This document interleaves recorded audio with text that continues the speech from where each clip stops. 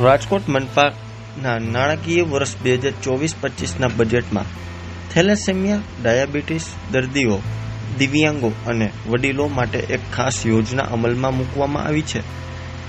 આ યોજના મુજબ થેલેસેમિયા, ડાયાબિટીસ દર્દીઓ, દિવ્યાંગ અને વડીલોને હવેથી સિટી બસ કે BRTS બસમાં તેઓ ફ્રીમાં મુસાફરી કરી શકશે, જેના માટે તેમને એક પ્રક્રિયા કરવી પડશે.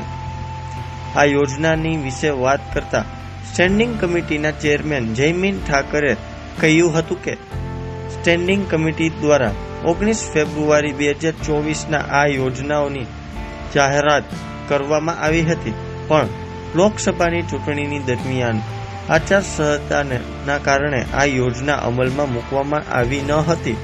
પણ હવે આ યોજનાનો અમલ શરૂ કરવામાં આવ્યો છે. આ યોજનાનો લાભ લેવા માટે તમારે મનપાના સિવિક સેન્ટર અથવા તો વોર્ડ ઓફિસમાંથી એક ફોર્મ લેવું પડશે. જે ફોર્મ ભરીને તમારે તેની સાથે આધાર પુરાવો જોડવાના રહેશે.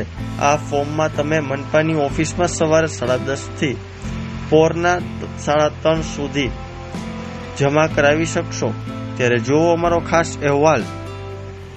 રાજકોટ મહાનગરપાલિકા દ્વારા વર્ષ 2024-25નું સ્ટેન્ડિંગ કમિટીએ જ્યારે બજેટ રજૂ કર્યું, આ બજેટમાં અમે લોકોએ જોગવાઈ અલગ અલગ લોક ઉપયોગી જોગવાઈઓ અમે બહાર પાડી હતી, રિલીઝ કરી હતી. એ અનુસંધાને સિટી બસની પણ એક જોગવાઈ હતી કે રાજકોટમાં 60 વર્ષ કે 60 વર્ષથી ઉપરના દરેક સિનિયર સિટીઝનો, દિવ્યાંગ બાળકો અને વડીલો કે જે કેન્દ્ર સરકારની ગાઈડલાઈન મુજબ 21 કેટેગરી છે દિવ્યાંગોની, જુવેનાઇલ ડાયાબિટીસ અને થેલેસેમિયાગ્રસ્ત બાળકો માટે બજેટમાં જોગવાઈ હતી કે સંપૂર્ણપણે આખા રાજકોટમાં નિઃશુલ્કપણે સિટી બસ સેવાનો લાભ મળે. BRTS હોય કે આખા રાજકોટમાં સિટી બસો, તમામ એને નિઃશુલ્કની યોજના જાહેર કરી હતી. પરંતુ કેન્દ્ર સરકારની લોકસભાની ચૂંટણીની આચારસંહિતાના કારણે એ કાર્ય પૂર્ણ નહોતું કરી શક્યા. પણ જેવી આચારસંહિતા પૂરી થઈ અને આજે અમે જાહેરાત કરીએ છીએ આપ સૌના માધ્યમથી રાજકોટના તમામ સિનિયર સિટીઝન, વડીલો અને માતાઓ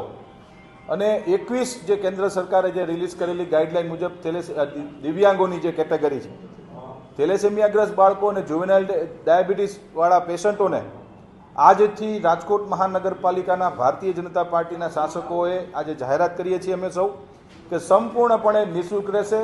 એની એક પ્રક્રિયા છે. તમારા નજીકમાં આવેલી કોઈ પણ વોર્ડ ઓફિસે માત્ર તમારો જન્મનો પુરાવો, આધાર કાર્ડ હોય, ડ્રાઇવિંગ લાયસન્સ હોય, કોઈ પણ જન્મનો પુરાવો આપશો એટલે એક કાર્ડ આપવામાં આવશે. કાર્ડની 2 કેટેગરીના કાર્ડ છે. એક સિનિયર સિટીઝનનું અલગ છે અને દિવ્યાંગોનું અલગ છે. 2 કેટેગરીના કાર્ડ છે. તરત જ ત્યાંથી તમને કાર્ડ એલોટ કરવામાં આવશે. એ કાર્ડ ફરજિયાત આપણી પાસે રાખવું જરૂરી છે. એનાથી મુસાફરીમાં નિઃશુલ્ક રાજકોટમાં ચાહે BRTS હોય કે રાજકોટની સમગ્ર આખા રાજકોટની કોઈ પણ સિટી બસ હોય, ફ્રી ઓફ આજથી જાહેરાત કરીએ છીએ.